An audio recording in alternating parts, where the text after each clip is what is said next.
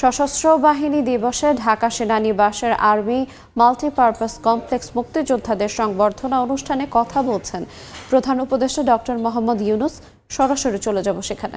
1971 সালের এই দিনে আমাদের সশস্ত্র বাহিনীর অকুতোভয় সদস্য এবং বাংলাদেশের আপামর জনসাধারণ সম্মিলিতভাবে দখলদার বাহিনীর বিরুদ্ধে সমন্বিত আক্রমণ সূচনা করে।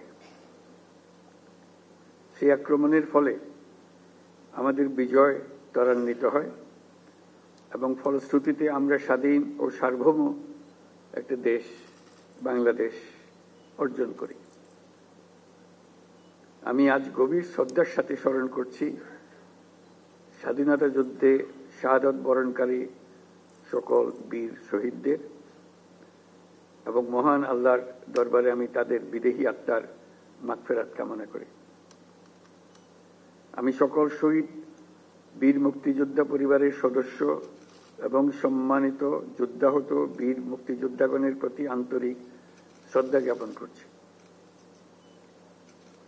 সশস্ত্র বাহিনী বিভাগের এই আয়োজনে আর্মি মাল্টিপারপাস কমপ্লেক্সে যে সকল খেতাবপ্রাপ্ত বীর মুক্তিযোদ্ধা ও তাদের উত্তরাধিকারীগণ উপস্থিত আছেন, তাদের জন্য রইল আমার বিনীত শ্রদ্ধা।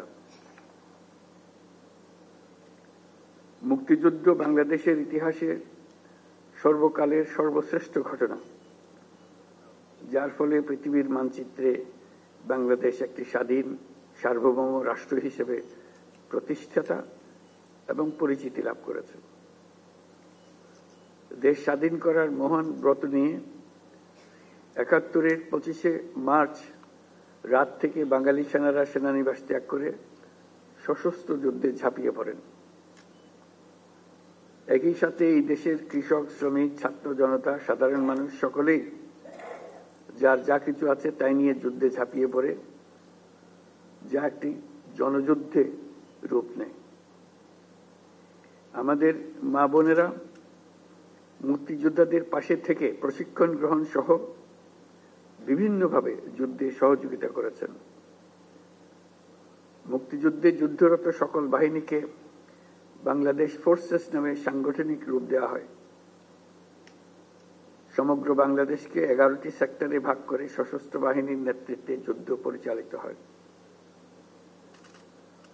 এছাড়াও পাকিস্তান নৌবাহিনীতে কর্মরত বাংলাদেশি সাবমেরিনার এবং নাবিকদের সমন্বয়ে গড়ে তোলা অকুতোভয় নৌ কমান্ডো দল অপারেশন জ্যাকপট নামে দুঃসাহসী আক্রমণ পরিচালনা করে বিভিন্ন নদী বন্দরে খাদ্য রসদ বোঝাই শত্রু জাহাজকে ডুবিয়ে দিতে সক্ষম হয়।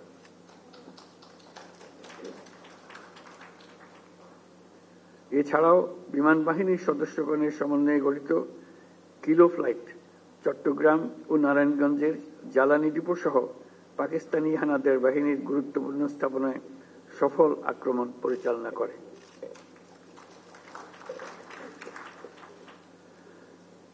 মুক্তিযুদ্ধে সশস্ত্র বাহিনীর এই অবদানকে সাধারণ মানুষের আত্মত্যাগের সঙ্গে একীভূত করার উদ্দেশ্যে প্রতি বছর 21শে নভেম্বর পালিত হয় সশস্ত্র বাহিনী দিবস। আজ সেই দিবস। মহান মুক্তিযুদ্ধে বীরত্বপূর্ণ অবদানের স্বীকৃতি স্বরূপ বীর মুক্তিযোদ্ধাদের কল্যাণে বিভিন্ন সুযোগ সুবিধা চলমান রয়েছে।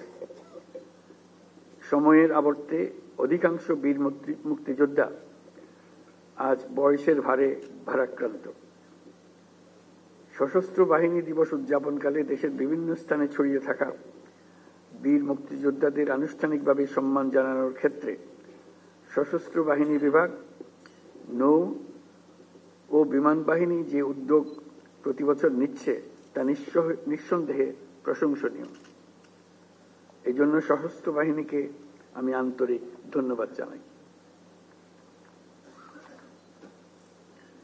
বিগত 5 আগস্ট 2024 সালে ছাত্র জনতার বিপ্লবের মধ্য দিয়ে আমরা এক নতুন বাংলাদেশের সূচনা করেছি।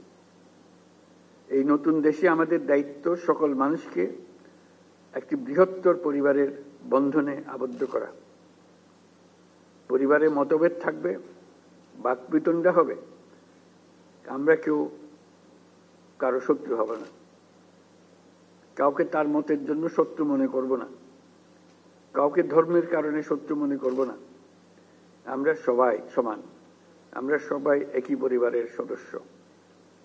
কেউ কারো উপরে না, কেউ কারো নিচে না, এই ধারণা আমরা জাতীয় জীবনে প্রতিষ্ঠিত করতে চাই।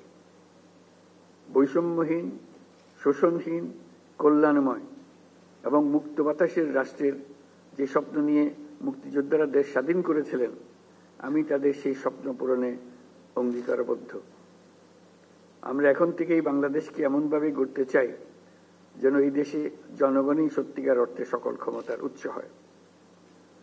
বাংলাদেশ বিশ্ব দরবারে একটা মানবিক ও কল্যাণকর রাষ্ট্র হিসেবে সমাদৃত হয়।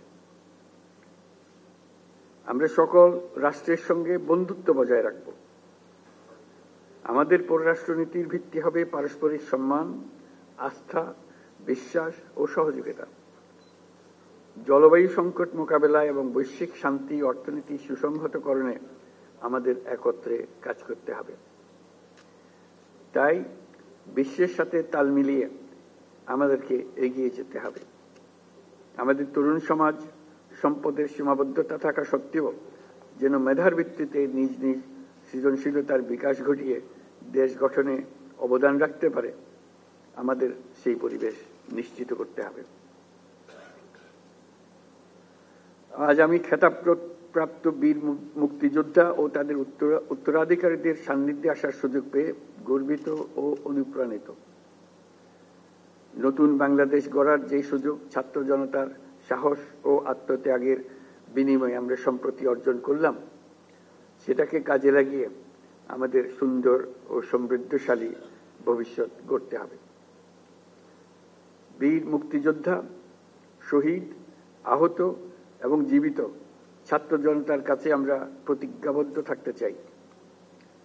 যে সুযোগ তারা আমাদেরকে দিয়েছে, তার মাধ্যমে আমাদের দেশকে পৃথিবীর সামনে একটি দৃষ্টান্ত স্থাপনকারী দেশে পরিণত করতে আমরা শপথ নিয়েছি। অন্তর্বর্তী সরকারের প্রধান উপদেষ্টা হিসেবে আমাদের বীর মুক্তিযোদ্ধা এবং তাদের উত্তরাধিকারীদের কল্যাণার্থে যা কিছু প্রয়োজন তা করার জন্য আমরা দৃঢ় প্রত্যয়ী এবং এই ধারা অব্যাহত থাকবে ইনশাআল্লাহ। আজ খেতাবপ্রাপ্ত বীর মুক্তিযোদ্ধা এবং তাদের উত্তরাধিকারীদের সম্মাননা প্রদানের সুযোগ তৈরি করে দেওয়ার জন্য আমি সশস্ত্র বাহিনী বিভাগ সহ সংশ্লিষ্ট সকলকে আন্তরিক ধন্যবাদ জানাচ্ছি। পরিশেষে আমি সকল বীর মুক্তিযোদ্ধা এবং তাদের পরিবারবর্গ সহ সমগ্র দেশবাসীর সুখ, শান্তি এবং সার্বিক মঙ্গল কামনা করে আমার বক্তব্য এখানে শেষ করছি।